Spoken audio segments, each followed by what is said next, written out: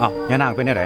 โอ้ยเห็นเจ้ามาหันกะดีแล้วเดี๋ยวนี้หันเมียเจ้าหันบ่ยอมให้ค่อยเอาลูก2 คนไปเลี้ยงซวยคือว่าตกลงกันคักแน่ล่ะคันซั่นเรื่องนี้บ่มีปัญหาขอยสิเว้าเอง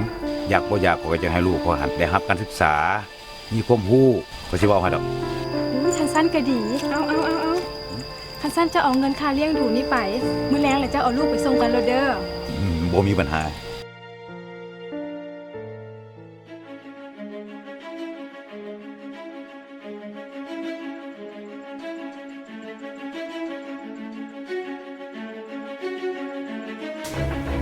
โอ้ไปได้สูสิลูกไปอย่างลูกเหรอฮะลูกไป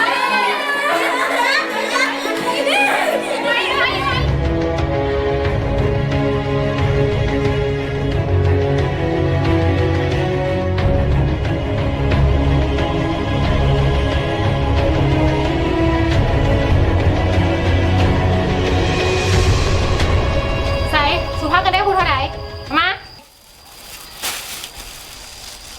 ใส่เบิ้งเครื่องนี่มึงเด้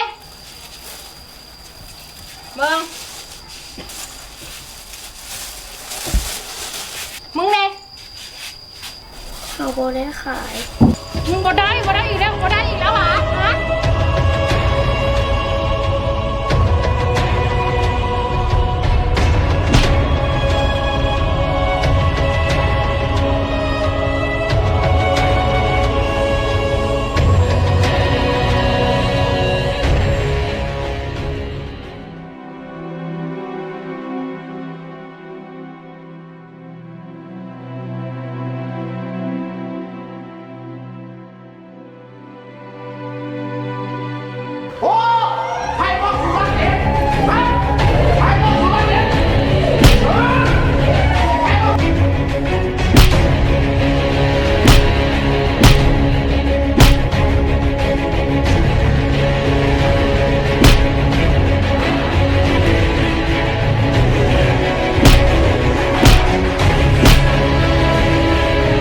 ถ้าหากท่านพบเห็นบุคคลที่มีพฤติกรรมแบบนี้ควรโทรหากรมตำรวจสกัดกั้นและต้านการฆ่ามนุษย์สายด่วน